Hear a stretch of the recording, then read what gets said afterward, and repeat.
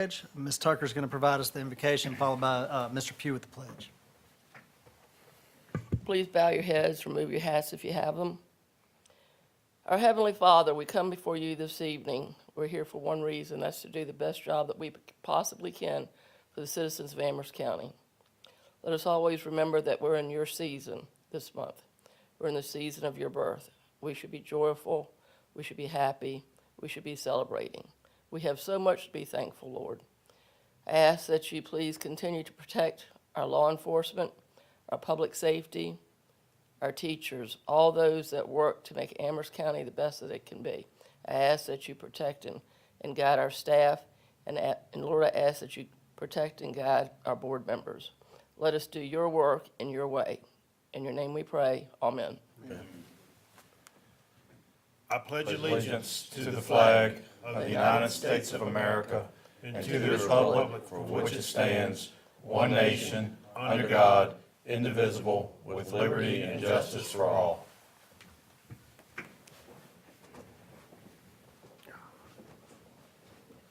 Thank you both. Next item we have is citizen comment. We've got a couple folks signed up for citizen comment, so just a reminder to state what district you're in, and you'll be provided three minutes. So with that, I'll open the floor to Jim Vasquez. If you could come up, state your name, district, and then you'll be provided your 3 minutes. My name is Jim Vasquez, and you can start. I'll start it over here, so. There you go. And I'm in Chris Adams' district. First off, I'd like to say I was in a car wreck back in September, and the rescue squad helped me out. Saw you out there, Mr. Martin. And I just want to say hats off to them. It's really great that we have volunteers that take care of that. I also want to talk about the most recent special exception and how this is the appropriate place for a wedding venue. This is an appropriate place for a party venue and a picture venue. It's a large parcel of land. It's not in a neighborhood. It isn't interfering with the traffic that comes and goes to houses where children run and play. And I commend the board for finding that that was the appropriate place to put a wedding and party venue. That's all I have to say. Thank you. Thank you. All right, next we have Stuart Gregory.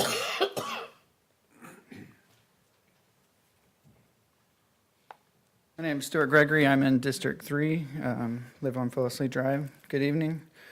It's nice to see you all made it here to vote on the special exception that's being presented tonight for a special event venue. I read through the application, and it sounds like an ideal setting on, like Jim said, on 83 acres.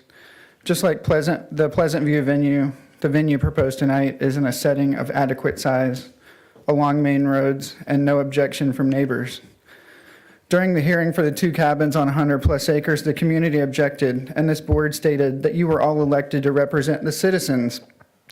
And they spoke, and they didn't want the cabins in their neighborhood, and you voted to support their wishes. Well, in May, my neighborhood spoke to object to party venue on a 3/4-acre cutout of a residential lot that is also capped at 100 guests. So picture that, 83 acres versus a 3/4-acre cutout lot. But in our case, our voices didn't matter because maybe it's because we didn't have a retired admiral speaking on our behalf. The Planning Commission voted twice to recommend denial of the venue on our quiet dead-end road. Yet, the board voted to approve the party venue anyways. In contrast, the Planning Commission voted to recommend approval of the cabins, the Pleasant View venue, and the venue presented tonight. What am I missing in the case of the venue that you forced into our neighborhood? The board simply congratulated the applicant in May at the hearing, despite the fact that they built and operated the venue, then asked for permission. Also note that WSET was in the room that night to influence the board and bring attention to it. Mr. Martin, you stated that night that you thought there was a need for the venue in my neighborhood. With these additional venues that are popping up in the county, do you still see a need? It's important to note that the cost of the venue in my neighborhood is comparable to these other venues you approved. It's not a low-cost venue. Mr. Martin, in the May hearing, you also pulled the police call logs and noted that only 1 call had been made on our street leading up to the 21 May hearing. I encourage any interested party to pull those police calls logs again, you'll see that since May, more than 20 unfounded police calls have been made, with the majority originating from the venue site, calling on neighbors. Mr. Popovich, thank you for reporting the public meeting last month that you talked to my lawyer. I also talked to him, and we look forward to our day in the court. After all, filing a lawsuit against the county and the board is the only means that there is to appeal a special exception approved by this board. Mr. Pugh, thank you for consistently representing the citizens of the county and respecting their objections to anything that is forced in their neighborhood, even though you don't represent our district. And to the group presenting the application for the venue tonight, congratulations, you all followed the right processes, and you have a setting that is ideal for operating a venue like this on 83 acres. Thank you. Thank you, sir. With that, we'll open the floor to anybody else wishing to speak at this time. All right, seeing none, we'll close citizen comment. Next item we have is public hearing. First item we have is special exception 2024-608. Mr. Creasy.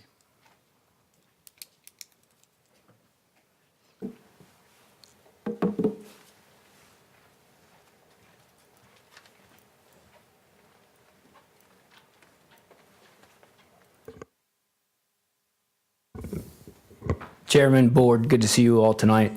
As you have indicated, this special exception is 2024-608 for a special exception in our A1 Agricultural Residential District. The purpose of this special exception is to allow a special events and photography venue at 154 Buffalo Springs Turnpike.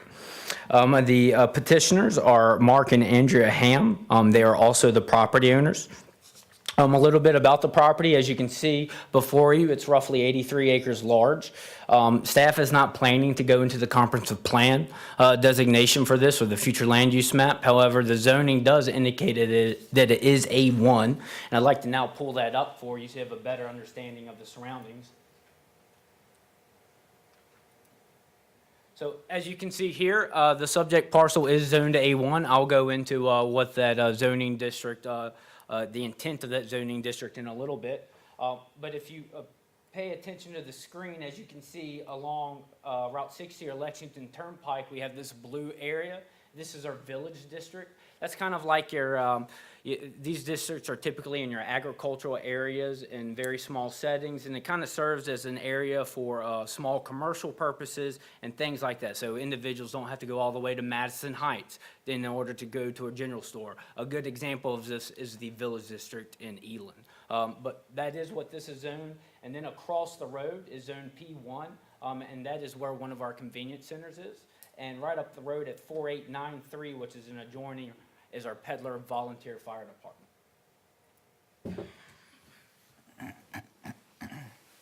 So with that, our A1 district is designed to accommodate farming, forestry, and limited residential use. While it's recognized that certain rural areas may logically be expected to develop residentially, it is the intent, however, to discourage the random scattering of residential, commercial, or industrial uses. Code Section 702.03.1 and 702.03.30 are special exceptions in our A1 district. The first is public entertainment. That's your fairs, festivals, concert venues, things like that. And then the last bullet point is any other use that the zoning administrator has determined to be consistent with this statement. It has historically, we have deemed these types of uses, special events and photography venues, as a special exception in Amherst County, and that is why they're before you today. For the surrounding area, as I've already mentioned, the surrounding area in general has the same characteristics as the requested parcel. Parcels to the east are zoned village, as already indicated, with the Peddler Volunteer Fire Department being the only parcel with a structure on it. We do have this structure as well at 4913, but that's also zoned village. Buffalo Springs Turnpike adjoins the parcel to the south, and properties to the northwest are zoned A1 and are mostly vacant parcels. I'll zoom out so you got a better understanding of that. So here's the proposed facility here at this, and as you can see on the backside, this is a mountain. So this is vacant land, and then across the land is actually owned by the Hand as well, family members, and that is vacant too. This request was sent off to VDOT. VDOT has indicated that a low-volume commercial entrance will be required for this property. That has been relayed to the applicant, and they've indicated that should be no issue, and that is an added condition onto this request. The county's fire marshal had also looked at it with no concerns. So therefore, for the impact, staff believes that the surrounding community may experience an impact on traffic. That being said, there's not much of a surrounding community. I don't say that in a negative way, but it's a mountain range, it's farmland, it's used for cows grazing. There's not many residential homes around. So therefore, staff does not believe that the use would be a detriment to the community. The petitioner has also proffered out the condition to limit the number of people for any single event to 100. So staff has also added that as a condition. So there are 4 conditions found within your item summary. Staff is not planning to go over them as they are boilerplate to the rest of these special events uses. And so those conditions and a recommended motion from Planning Commission can be found in that item summary. Do you all have any questions for staff? Board, any questions? Go ahead, it's your district. Go ahead. I'll follow. Where, I'm sorry, Mr. Crick, where will parking occur?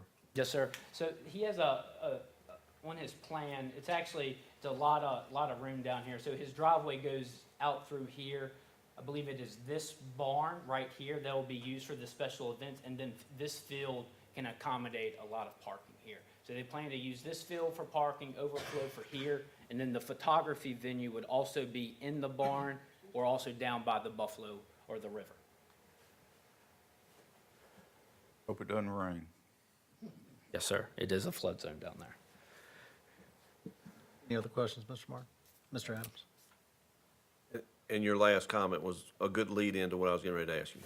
So, kind of irrelevant to this, but I didn't know, when did they get changed to a village district in there? Mr. Bryant, you might have a. Is that during your time? It's been there. It's been there for quite some time. Because, I mean, really, going back to what Mr. Creasy's last comment is it's not much you can do as far as new structure in that area, correct? Because it's a designated floodplain, correct? You can, Mr. Creasy, can you pull up the flood map? I'll pull up the new one that's actually going to be approved soon. Okay. I think that'll be a little more helpful.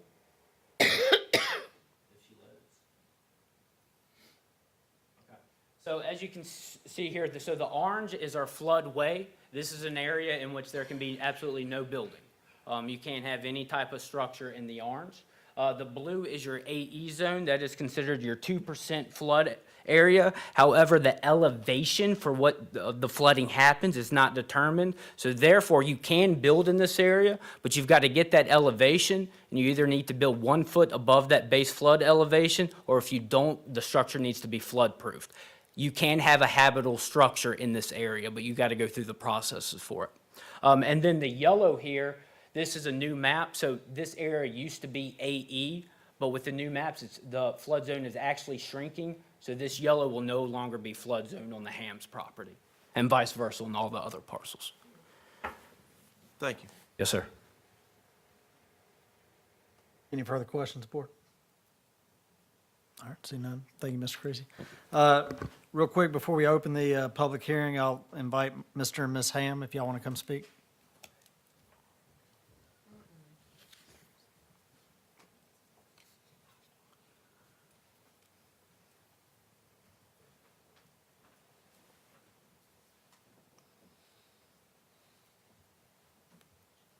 Hello, my name is Mark Ham. It's my wife, Andrea Ham.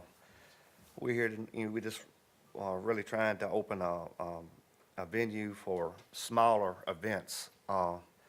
It's quite a few venues in Amherst, but I think we got something that would appeal to a smaller setting with smaller events. We can handle 100 people, and I think the venues, this venue would benefit the county. The building that we're using for the venue, it's in a good area where I don't think it will disturb any of our neighbors, because nobody's really close to us.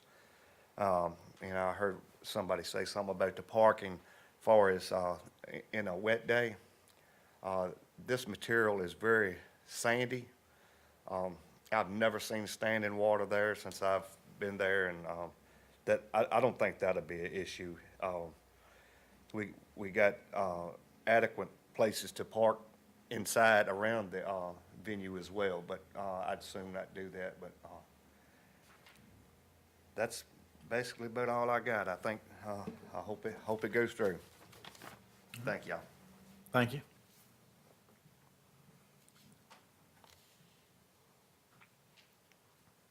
All right, we'll go ahead and open the public hearing at this time. Anyone wishing to speak in favor, feel free to come up, state your name. We'll provide you 3 minutes.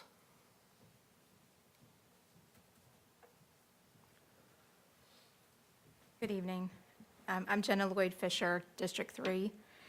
And so I'd like to address the chairman and members of the board. My husband and I own Pleasant Vista on Dancing Creek, so it wasn't too long since we've been here. And we are here to support Mark and Andrea as they seek this special exception. I've known Mark and Andrea my whole life, and Ron and I were excited to meet with them and learn of their vision for their venue, which allows more opportunity to attract business to the western end of our beautiful county. We believe that having several options for our community is important and also allows the opportunity to attract others from outside of our community that would otherwise go elsewhere. In addition, these businesses support economic development for our county and promote job growth and opportunities that currently families are having to travel for, and allows others the opportunity to enjoy and appreciate the beauty of western Amherst County. We are excited to work with them. Thank you, ma'am. Anyone else wishing to speak in favor? All right. Anyone wishing to speak in opposition? All right, seeing none, we'll close the public hearing. Board, what's your pleasure? Mr. Chairman, if there's no further comment, as Ms. Fisher just stated, I've known Mark and Andrea all my life. And we've had an opportunity to speak about this venue, and I think it is definitely the appropriate use for what they're trying to do right here. So with that being said, I'll make the motion to approve 2024-608. Motion on the floor by Mr. Adams. Any further discussion, board? Seeing none, all those in favor say aye. Aye. I vote aye as well. Any opposed? None, motion passes. Next item we have is special exception 2024-620. Mr. Creasy.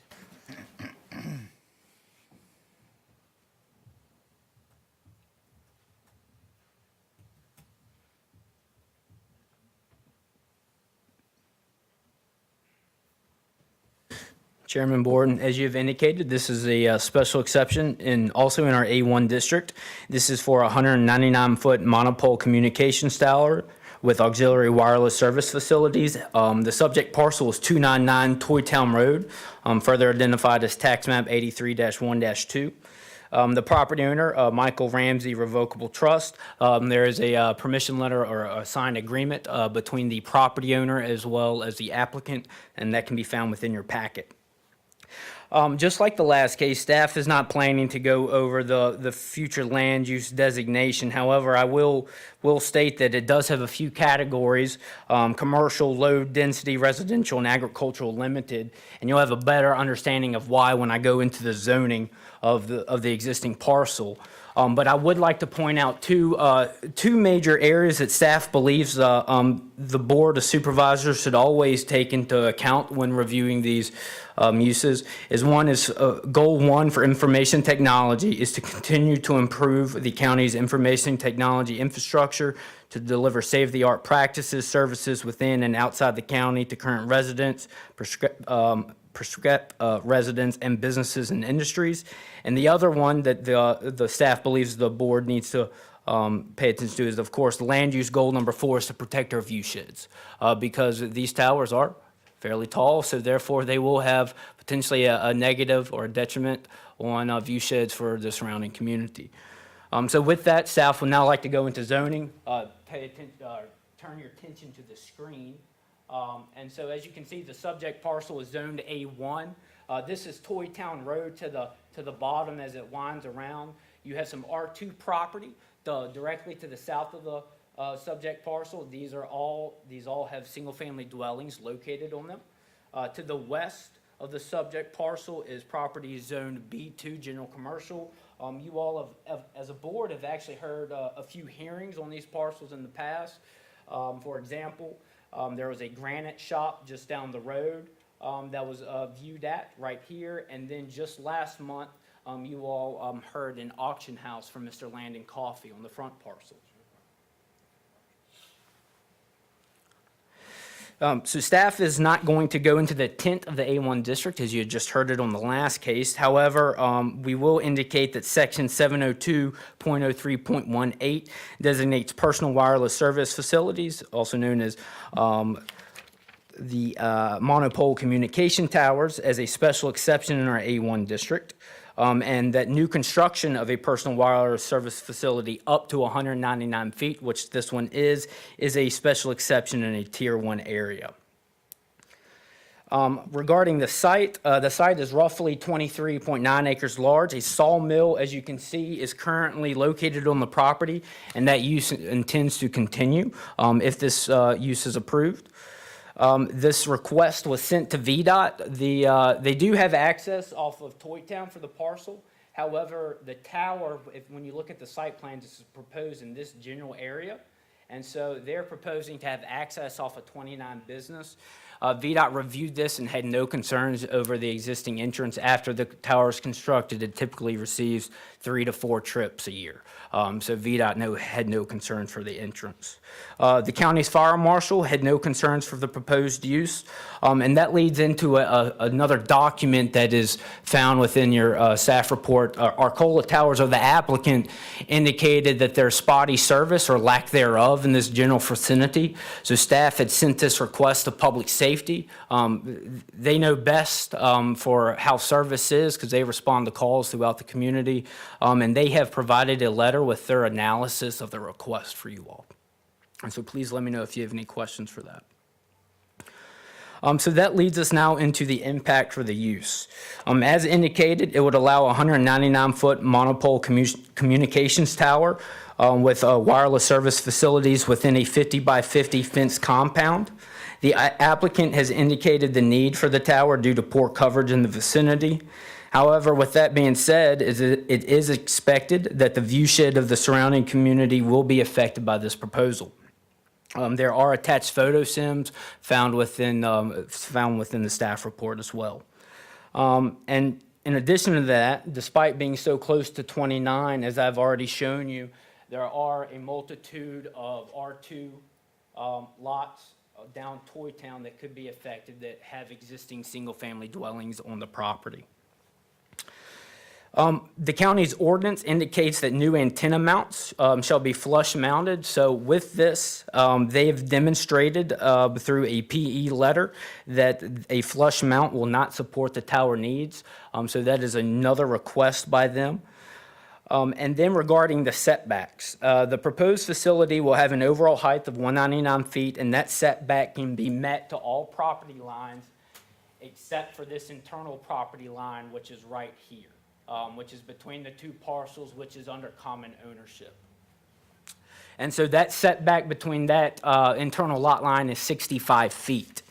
And so the applicant has proposed to construct the tower with breakpoint technology to maintain a fall radius of 65 feet. So if it would collapse, the hope is that the tower and all the supporting structures would stay within parcel 2 and not leak over to parcel 2A. There is an added condition for documentation to be recorded in the courthouse for parcel 2A regarding this set point technology, and that was brought to you by the Planning Commission. The nearest exterior parcel line is 358 feet to the south, and the closest house is roughly 450 feet, and that is going to be this house to the southeast, which I believe is going to be 275 will be the closest to the cell tower. Planning Commission did recommend approval of this request 6-0. They did add a third condition, and that is the one I just went over, indicating that documentation must be submitted and recorded for parcel 2A regarding the 65-foot setback and the breakpoint technology for 2. That does not require the Lot 2A to do anything. It's more of a notification system, I would say, for that parcel, because land uses are good in perpetuity so long as you continue them. So these parcels not be in Mr. Ramsey's hands for forever, so that way we'll notify future property owners of that cell tower. So those conditions and that recommendation can be found within your item summary. And at this time, do you have any questions for staff? Board, any questions? Mr. Martin? Top of the tower be lighted. No, sir, it will not be.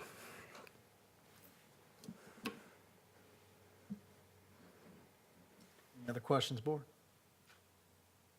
All right, seeing none, thank you, Mr. Creasy. At this time, I'll invite the petitioner. Thank you so much, Mr. Chairman, members of the board, Jonathan Yates, Arcola Towers. Good to be before you tonight. First and foremost, I want to thank Tyler Creasy. He was incredible throughout this process.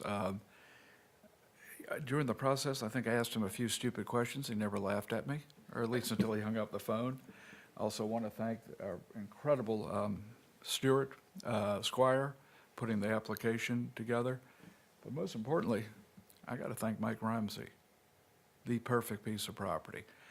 A little background on this property. Mike's daddy bought this property and the one up front in 1967. We got 23.95, 24 acres in the back, 8 acres in the front. Unfortunately, his father, a couple years after he bought it, sold it. It took Mike until 3 years ago to get the front property back, so he now has them back, and he has his son next to him. It's Ramsey and Son Lumber Corporation. He tells me not going to sell it anytime soon. So what Mike provided for us, Verizon has a definite need in this area. The facility itself is what we call a monopole, 197 feet tall with a 2-foot lightning rod, designed not only for Verizon, but for 3 additional broadband carriers. And what we were able to achieve here, when you combine that 32 acres, first, it was right where Verizon needed to be. We're set back on the sawmill.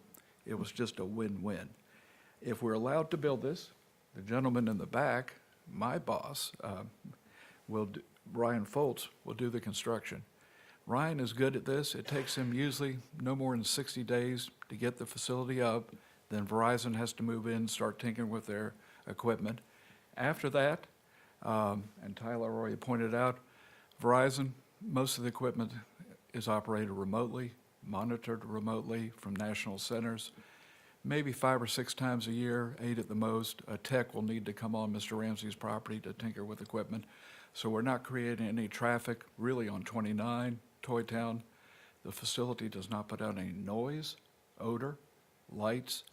Mr. Martin, you had a question about the lighting. Top of the tower. Yeah, we had the facility reviewed and approved by the FAA, and they determined no lighting necessary. It's right under the 200-foot mark, which is the magic mark for the FAA, which oddly enough is the magic mark in your ordinance too. I think there was some thinking behind that. So, no noise, no odor, no lights, no vibration, fumes or glare. Now, if you go on the sawmill property, you will hear some vibrations, but it's not us. It's Mike cutting wood. What does it do? We talked about what it doesn't do. What it does is it brings infrastructure. Tyler pointed out right at the start the need for infrastructure. It's wireless voice, it's wireless broadband, and what a lot of folks deem important in tough times is access to 911 first responders, and that's essential. You got a lot of traffic on 29. You got folks all going through that area. If something happens, what we want to happen when that tower is up, if they have some bad happen versus having to try to go to Mike's office to make a phone call, they pull the phone out of their hip, pull it off their hip, and call the first responder. What we're doing here, where sometimes wireless is now called the fourth utility. We become ubiquitous. So many people, many people no longer have the landline phone. The phone is everywhere. People have their wallets in their phone. They have their medical information in their phone. They do banking on their phone. The biggest mistake I made a few years back was give my son a phone. And I can tell you, it's almost as if he put the phone and some Gorilla Glue on his right hand, because the phone is never out of his right hand. And that's the fun part. But the essential part, it connects people. It gives them access to other people and help when they need it. Did not mean to drag on, but I'm here for any and all questions you may have. Tyler, thank you. Mike, thank you. Stuart and Ryan, thank you very much. Board, any questions for Mr. Yates? All right, seeing none. Thank you, Mr. Yates. Thank you all.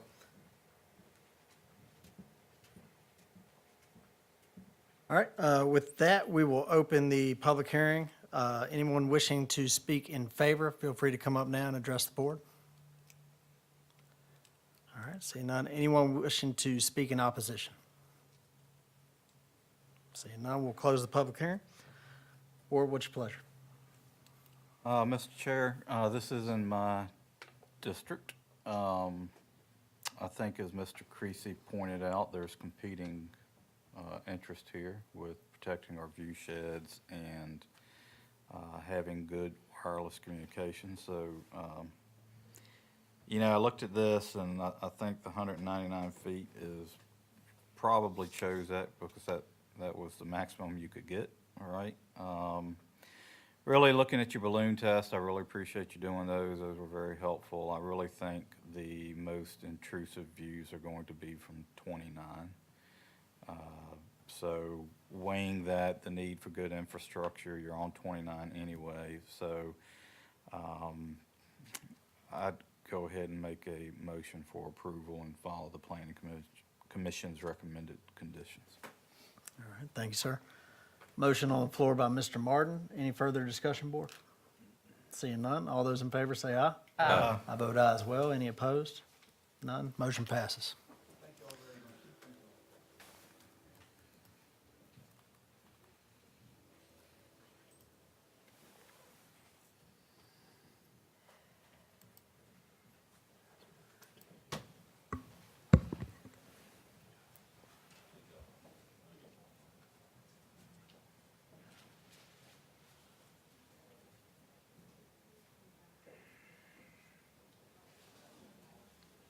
All right, next item we have is the consent agenda. With that, I'll make a motion to approve the consent agenda. Any further discussion, board? Seeing none, all those in favor say aye. Aye. I vote aye as well. Next item we have is new business. Mr. Bryant. Yes, sir. Amherst County Library received 2 grants for FY '25 totaling $9,565.07 to be spent on licenses, phone, and internet service. These grants are taken as a reduction to the monthly bill and must be recorded at year-end to recognize the federal revenue. The recommended motion is that the board appropriate this money of the E-rate grant revenue into the FY '25 library operating budget. Thank you, sir. Board, any questions? I've got one. Yes, ma'am. The development of this grant and the submission of this grant, was it done by library staff or by our new grant writer? A great question. Ms. McBride, was it? It was library staff. Thank you, Ms. McBride. Any further questions, board? With that, I'll make a motion that the board appropriate the E-rate grant revenue into the library operating budget for fiscal year '25. Any further discussion? All right, hearing none. All those in favor say aye. Aye. I vote aye as well. Thank you. Next item we have is the county administrator's report. Mr. Bryant. Yes, sir. The first item is the Agriculture Committee vacancies. The terms of Tyler Price, Craig Maddox, Lisa Powell will expire on December the 31st, 2024. There's also still one long-standing vacancy from December 31st, 2023. So there's 4 vacancies. Staff advertised these in the New Era Progress on November the 14th with a closing date of December the 10th. We also advertised on social media. We received letters of interest for reappointment from Tyler Price, Craig Maddox, and Lisa Powell. So those are the 3 that are existing. And letters of interest from Haley Creamer and Cook Harvey. We gave you a number of recommended motions in your board packet. What's your pleasure? Chairman, Yes, ma'am. first I want to say what a good job these people that have asked to be reappointed have done. They're team players, they work hard, They're out-of-the-box thinkers, and they just have really gelled as a committee. So I definitely support their reappointment. As far as the open seat, it would be my recommendation as liaison that we bring in both of these people and for an interview. Board members, what do y'all think? I'd have to agree with you, Ms. Tucker. Motion to, All right, Mr. Chairman, I'll make a Reappoint motion the that we ones. reappoint Committee Member Maddox, Howell, and Price, and that we ask applicant Creamer and Harvey to come in for an interview at our first January meeting. motion on the floor by Ms. Tucker. Any further discussion? Hearing none. All those in favor say aye. Aye. I vote aye as well. Mr. Bryant? Yes, sir. The next item is the Parks and Recreation Cultural Development Board vacancy. The board's being asked to appoint a member to that committee. We did receive, well, let me back up. The term of Bailey Angus will expire on December the 31st, 2024. This is not a vacancy that's required to be advertised in the newspaper. However, we did advertise it on social media with the closing date of December the 10th. Staff received a letter of interest for reappointment from Ms. Angus on November the 18th. That's found in your packet. We also received a letter of interest from Brian Miller. That's also found in your packet, and the recommended motions are on the item summary. All right, thank you, sir. Board? Mr. Chair, so I do serve as a liaison to the Parks and Recreation and Parks Board, or whatever we're calling it nowadays. So Mr. Miller has a very impressive resume. There's no doubt about that. Yet, what do I know about Parks and Rec right now? I know they are doing impressive things. I know that Miss Angus is the current board chair. I know that Miss Angus is very involved with the Parks and Rec Board. She shows up to the events. She's always there, always very helpful. So she's still interested. I see no reason not to reappoint Miss Angus. Again, thank you to Mr. Miller for his interest, and maybe at some time in the future, if there's a vacancy, most definitely, but my recommendation is that we reappoint Miss Angus to the Recreation and Parks Board. I'll second that. Parks and Rec's got a lot going on right now, so I definitely agree with you there. Do you want to make a motion? I did make it a motion. Did you make a didn't motion? Okay. All right, well, there's a motion on the floor then by Mr. Martin. All those in favor say aye. Aye. I vote aye as well. Thank you. All right, next item we have is the county attorney's report. Mr. Chairman, Mr. Popovich. I have nothing at this time. Next, we have liaison committee reports. Mr. Martin. Talking about the great things that Parks and Recreation are doing. What a segue. I believe in the very near future, probably first part of next year, the Parks and Recreation Master Plan will be coming to the board for review and approval. I do know, so this is what I was saying about our Parks and Rec Department. You know, they're always doing great things in our parks.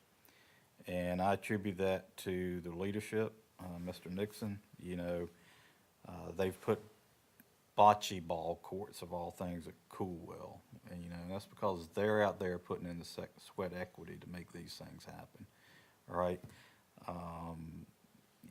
You know, it's just always, they're constantly looking for ways to improve our parks and recreation for our citizens. So I commend you guys for that. With that, though, the dog park is doing very well, so well that I believe somebody stole our dog poop trash cans, and Nixon is working to replace those with some that might not get stolen. Guys, if you really need a trash can, contact us, we'll get you one. Please don't steal the trash cans from our parks. They're there for a reason. I don't know if they took the bags or not, though, did they? They left the bags, but took the trash can. Anyway. But other than that, we had a short meeting last week and had the annual little Christmas get-together, which was very great, well-attended, and keep up the good work. You guys do a lot for our county, and we appreciate you. So that is it. Thank you, sir. Next item we have is departmental reports. At this time, we'll invite Ms. Carden to come speak.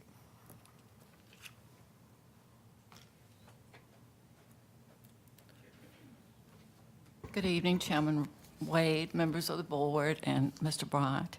I think you just really want an overview, thank you, overview of what we have been sending to you as far as investments. We do that and work it up for a quarterly basis. And then the same thing with personal property.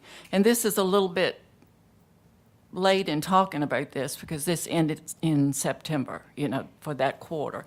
But in the middle of January, we'll be sending you another report for the quarter ending in December. I did want to mention and give you some good money figures right now. We sent our bills for personal property totaling about $13,915,000. To date, as of today, when I ran my report, we've collected over 11 million of those 13.9 million in tax bills for personal property. So that's about 80% of what we have sent out. Also, on real estate for 2024, we sent out bills for $15,330,000. And to date, which I think is really, really great, we've collected 95% of that. So I think we're doing very well, and I'd like to praise my staff, and we all work very well together and in collection, and it's been a we sent bills out September 26th, and we've had 2.5 months of really busy times, but it's been good times. And then I also wanted to mention, too, it doesn't have to do with, this report mainly, but as far as Service Authority, we had taken $6 million out of their operating account, and we put it in the LGIP, and that's the Local Government Investment Pool.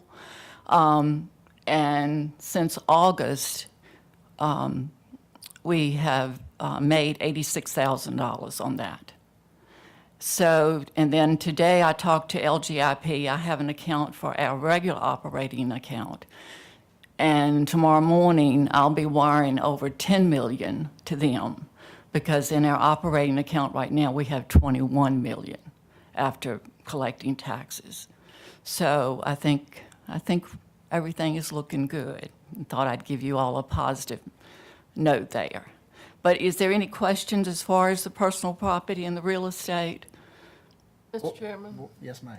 Yeah, I have one, and this is kind of retrospective. When I first joined the board, that's been many years ago now, I served with Mr. Adams, we were going through a process to get our delinquent real estate taxes all caught up, and had a process in place to keep those in real time. And I assume that's going very well now, because we don't see any big numbers any longer. It is. And then as far as with personal property, we are, and we have lots of collection methods.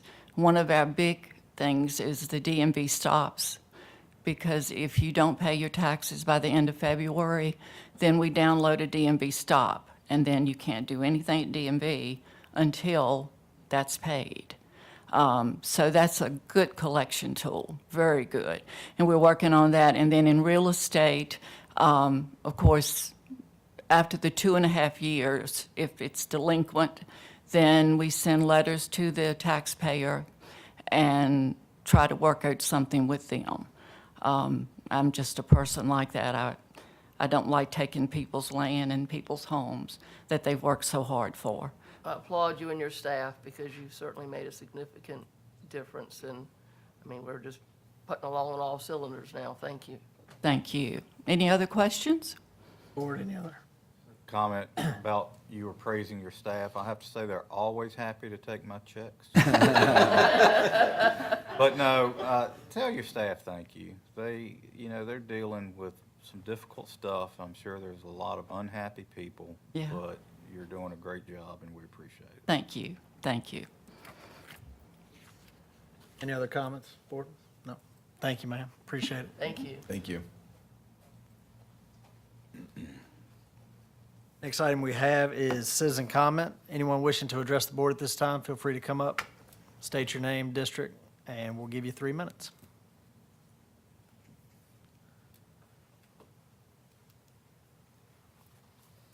Good evening, Board. My name is Haley Kramer. I'm from District 2. I wanted to speak on behalf of tonight of the Agriculture Committee that I was intending to be on. Growing up in my family farm in Clifford, I developed a deep passion for beef cattle and show and livestock. For 10 years, I actively participated in the Amherst County 4-H Livestock Club, and I currently serve as an adult leader on the club. Additionally, I hold other roles within Central Virginia, including being a 4-H All-Star, serving on the Central Virginia Livestock Show Committee, and the Rockbridge Regional Livestock Show Committee. With my extensive experience and knowledge of farming and showing livestock, I believe that I can greatly contribute to the committee's efforts. My goal is to enhance the livestock show at the Amherst County Fair, and I encourage more youth to be involved in the agricultural side of our community. I'm excited about the opportunity to promote agriculture and would be grateful for your consideration in becoming a member. Thank you. Thank you, ma'am. Mr. Chairman, Ms. Yes, ma'am. Kramer, didn't you have a couple of steers in the Lowesville parade this month? Yes, I had That a was the steer first time and a we had heifer. cow in that parade. Thank you. Yes, thank you. That was part of our 4-H club. That's cool. Thank you, ma'am. Thank you. Anyone else wishing to address the board at this time? All right, seeing none, we will close citizen comment. Moving on to matters for members of the board. Mr. Adams. Nothing at this time. Mr. Martin. No, sir. Mr. Pugh. No, sir. Ms. Tiger. I don't have anything. All right, I've got a few things. Sorry to drag us out a little bit, but I'll be quick. A couple weeks ago, with AEP's nuclear project, they're trying to steer up there and across the river. AEP put on a, I'm not going to say a town hall, but more of an open house Q&A session. It was at the Regional Alliance Center. It was very well attended. A lot of folks, a lot of turnout. Seeing how that is across the river from us, I would like to get AEP and see if they'd be willing to come out here and do the same. If possible, maybe even have somebody come speak at our first January meeting. So I thought that was, nuclear is, in my opinion, the future for energy. Like I said, that's my opinion. And I thought they did a great job kind of walking people through the process. I gave them some feedback, so hopefully they'll reach out. But if not, I'd like you to reach out. In addition, we all were able to attend a function at the school this afternoon to see the auditorium addition and the work that's going on there. So I just want to share my appreciation to Dr. Wells and the school board for inviting us over for that. And with that, I wish everybody Merry Christmas, Happy New Year. Thank you. With that, I'll entertain a motion to adjourn. So move. Motion on the floor by somebody. With that, we're adjourned.